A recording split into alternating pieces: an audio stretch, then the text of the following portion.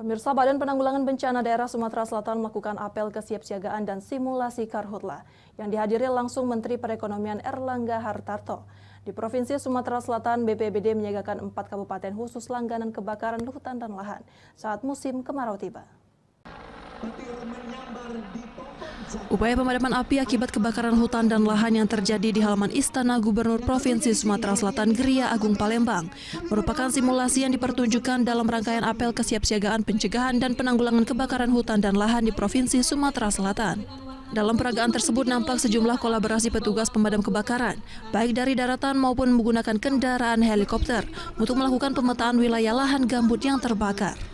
Apel kesiapsiagaan pencegahan dan penanggulangan karhutla di Provinsi Sumatera Selatan dihadiri langsung Menteri Perekonomian Erlangga Hartarto, didampingi pejabat Gubernur Sumatera Selatan Ellen Septiadi dan Forkopimda Provinsi Sumatera Selatan.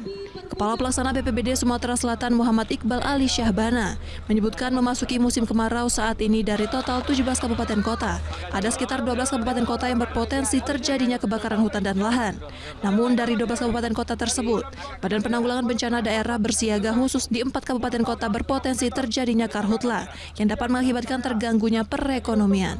Tidak hanya di Sumatera Selatan, namun juga perekonomian nasional akibat kabut asap yang dihasilkan kebakaran hutan dan lahan.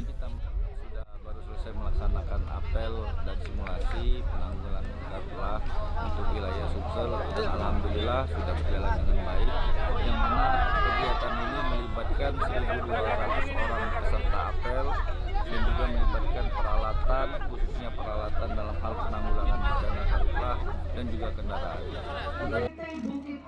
Pemerintah Provinsi Sumatera Selatan juga menerima bantuan alat pemadam kebakaran dari sejumlah instansi BUMN dan swasta sebagai upaya kolaborasi penanganan kebakaran hutan dan lahan di wilayah Sumatera Selatan.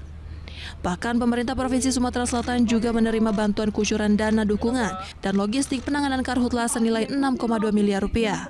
Dari Palembang, Muhammad Riza Fahlevi, iNews melaporkan.